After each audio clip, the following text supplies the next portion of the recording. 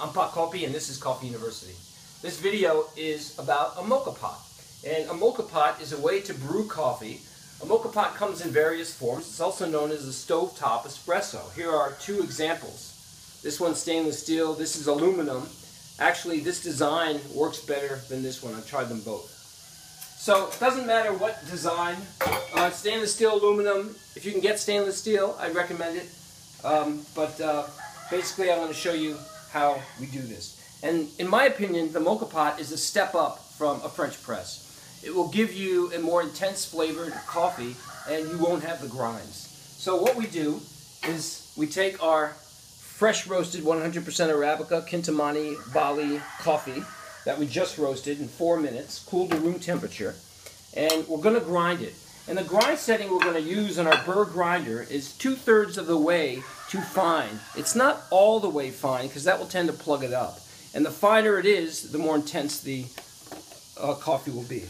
So we're going to grind up this coffee. We're going to only grind enough right now to fill one Moka Pot. We don't want to grind the whole thing and then have the grinds sitting around for minutes or hours, because then the coffee is being oxidized and dying. So we're going to grind it now. And after we grind it, we fill the chamber of the Moka Pot here up with water.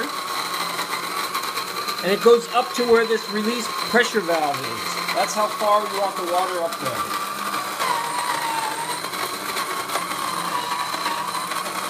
You can't smell it, but I can smell it. This coffee smells absolutely amazing. So fresh, so good, so delicious. Okay, so we're gonna, oh, I love doing that. So we're gonna fill up with coffee our chamber here, and I'm pretty good at knowing exactly how much to grind without having any left over, because I just had practice, and this is just going to take some practice in getting used to your Moka Pot. If you're just doing a French press now, I would recommend trying the Moka Pot. You can buy one for only about $30 or so. It will give you a different coffee experience. So now what we want to do is we need to tamp this. That's the barista jargon for compress this coffee down. And what I have is I have a inexpensive plastic tamper, not the professional ones. And what I'll do is I'll tamp it. Not too hard though, because if we go too hard, it's going to plug it up and the water's not going to be able to come through. So we want to tamp it lightly and have a nice smooth top, so it should look like this. By the way, if you don't have one of these tampers, then what I recommend doing is finding a glass end that fits the bottom pretty good, and you can just use the glass end to tamp it lightly. That's all you need to do.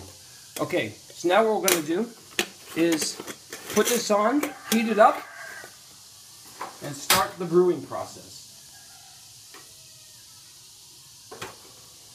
Now the brewing on this will take a few minutes.